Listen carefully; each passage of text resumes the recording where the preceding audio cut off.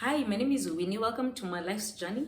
Of course, here I said we'll share real life stories, and of course, the whole point is just to raise awareness. And number two is to help someone out there to not feel alone, because sometimes life issues can make you feel like you're the alien, you're the only one going through issues, and sometimes we also use them as a crutch so that we don't do what we're supposed to do because we feel that we're harboring or we're carrying a story that is too heavy. So I hope that you don't feel alone. And of course, today I want to share a story that few people know of when my mother died. So when my mother died, of course, her body stayed in the morgue for about 10 months. And the reason for this is because there was that conflict between the family, my mother's family, and my mother's biological family and my stepfather's family as well. So there were issues between the two families on where my mother would be buried. And of course, these were stories that I just, I had read in the newspapers before, happening. They're those stories that you just hear happening somewhere out there, but they've never happened to you. But this time around, it happened to us. And of course, there was a court case. This court case was filed under urgency and it took 10 months. So sometimes I'm wondering if it was not under urgency, then how long would it have taken? I really don't know. We've had stories even of those people who, by the time the case is ending, they're going to, and bury the, just go and dig up the person and go now and bury them in the rightful place, depending on how the case goes. So, but ours, it was a bit different in the sense that my mother's body was actually in the morgue for 10 months, okay? And at that time, of course, she was a single mother who died, and then we unfortunately died. And then what happened was that, of course, there was that option of either burying her at my grandfather's home or in my stepfather's home. And of course, at the time of death, they were not living together. So what happened is at that point, the court cases started, and of course every week my routine was more of going to class, coming to the court case, and then going to the morgue, of course, because it was just very complicated. Sometimes you just want to pass by the morgue to make sure, because you're still coming to terms with the fact that you've lost someone, but at the same time you have to be awake to the fact that there's a court case going on and life is ongoing.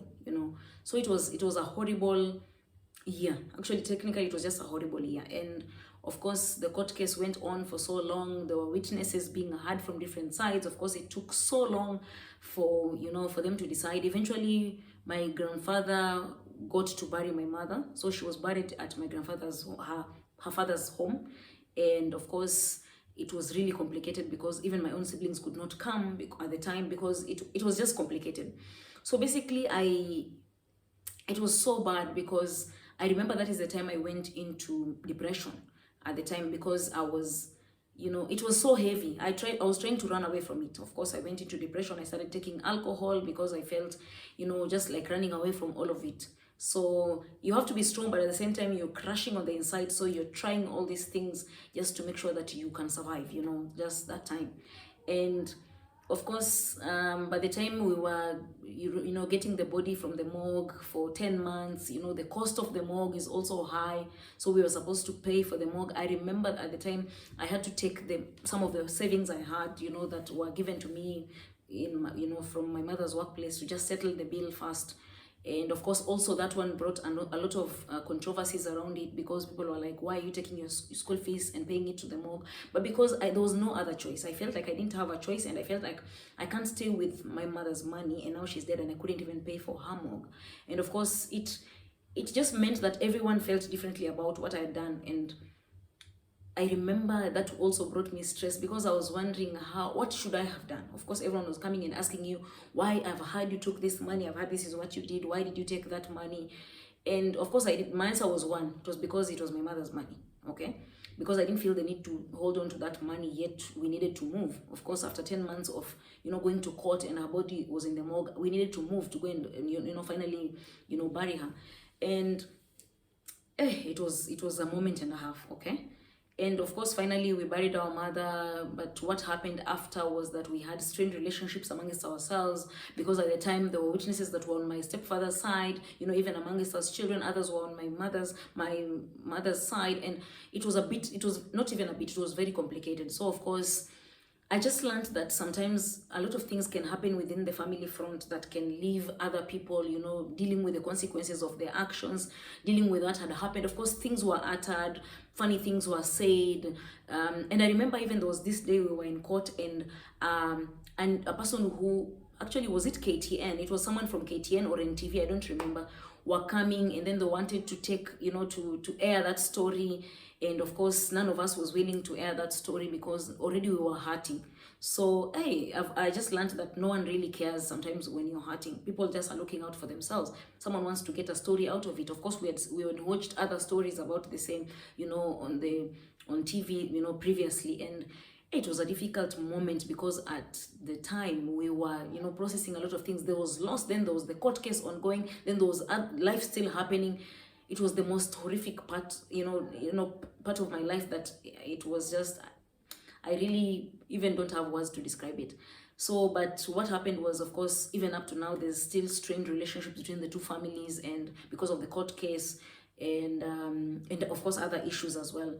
So, and I just realized that sometimes that is how life is. Sometimes things happen that kind of set the tone or even the pace for how some relationships will be. And it's hard because when it's two people who need to agree amongst themselves and they're not agreeing, it becomes really hard to even start having a conversation of reconciliation. I don't know if you've ever been in a place where your mother is not talking or your father is not talking to a person, so you coming to start talking to that person becomes a little bit awkward and weird. So you don't even know where to begin. Will you start addressing your mother's issues? Will you start addressing your own issues?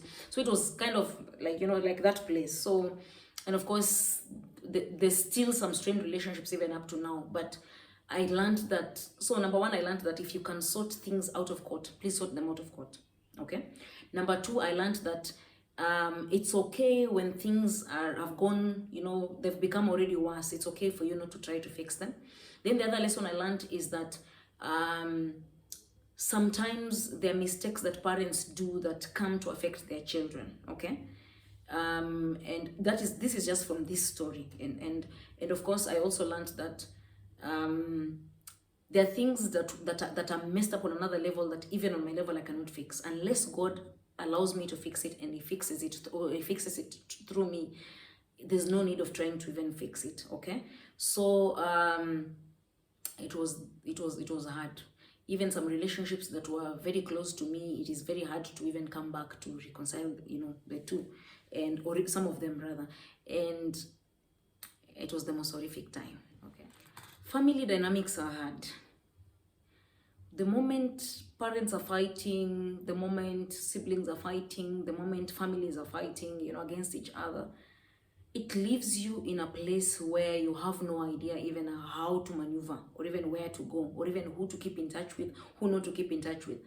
But personally, I've learned to just leave it. If I feel things are beyond me, I just leave it. I allow process to just take control, because sometimes the things that are beyond me, as a person. So the best I can do is to offer prayer. The best I can do is to offer, hi bye, even as because things were messed up in a way that I don't want to stay in a space where I'm paying a price for someone else who came before me, or I'm in a space where we are forcing issues, or I'm in a space where things are not working out, but we're just busy being there because we're family. So I've learned to walk away from such things. I've learned to just allow people to be, because rather than give them pressure, to talk about what happened, the way sometimes things that happen do not even have answers, and you don't want to be in a space where you're talking about it and it's making everyone feel awkward. Or maybe that something happened and this is how this person feels, this is how this other person feels, and there's no middle ground, concerning the same story. So personally, wow, this was a hard one to tell. I know there's so many other stories I've said that were hard to tell, but I guess my story is just a hard one to tell, because I never thought that one day I'd be seated here sharing this, or even my own story. So, but I'm glad to just have the courage to share, because if someone else can learn something out there, put your family together, and this whole business of having step siblings, step children, and all that, it messes things up. But of course, I'm just saying that in case you ever get yourself in that situation, because life happens, and when life happens, we have to move with the flow. I think number one, make sure you're okay with that arrangement of having a blended family. And number two, just make sure that you are in a space where you've fully made up your mind to be in that arrangement, so that you don't go through life, just uttering things that are destructive, just because you met a woman who had a child and now you are not able to hold it because you didn't count the full cost, before you got into it. So, and of course, mine is also just to encourage women from now, all the stories I've shared previously. If you ever realize that a man is violent, and of course, I'm sure this also goes to men as well, but because I'm a woman and I've only experienced this from a woman's eyes, that is why I'm mentioning this. Please don't get married to a person who's violent, whether they are angry people, because at the end of the day, that is a recipe for a disaster later in future. There's no need, okay? So I know that sometimes we want to assume and believe the best. It's important to believe the best, but it's also important to make informed decisions, to look at what is already happening, to look at what you think, just count just put everything into perspective and decide what it is that you want to do, okay? So that you count your full cost, so that you stand by your decisions, and not to say yes to a person who has a child and then later start to mistreat the child, or even bring complications like what happened to my mother's, in my mother's life. So I hope that you've learned something. All the best even as you maneuver your own life. And of course, I'll keep on sharing my own stories. I have another story to share next week. Keep it here. And thank you for even allowing me to share my story with you, and all the best. So thank you and God bless you.